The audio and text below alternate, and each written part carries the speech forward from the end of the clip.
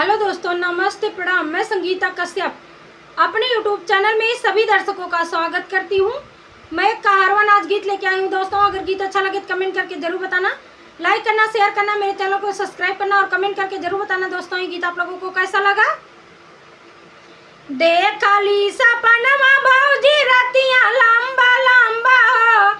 देखली सपनमा भौजी रतिया लंबा लंबा हो, फूटल बा करमवा सैया मिल गइल निकम्मा हो, फूटल बा करमवा सैया मिल गइल निकम्मा हो, खेती बेचले बारी बेचले बेचले खरियानमा हो,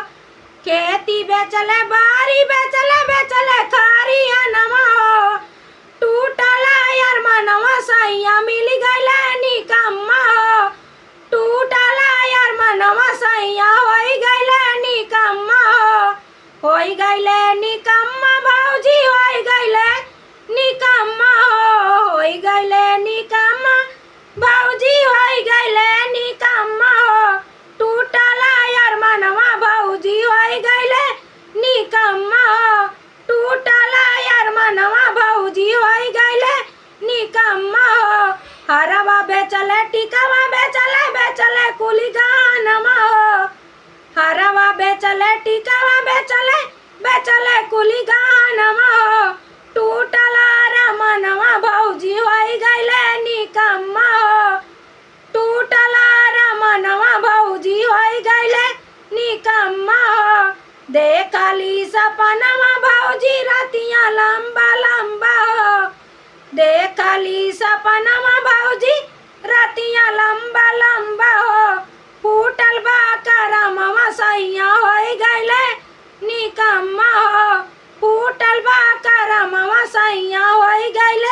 निकम्मा हो, थरिया बेचले लोटा बेचले बिचले कुली बर्तनवा हो,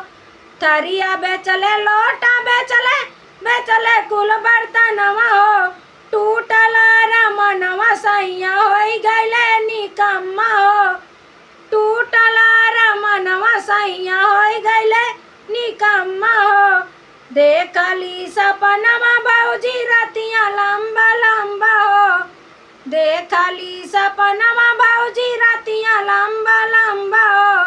फूटल बा करमवा सैया मिल गइल निकम्मा हो,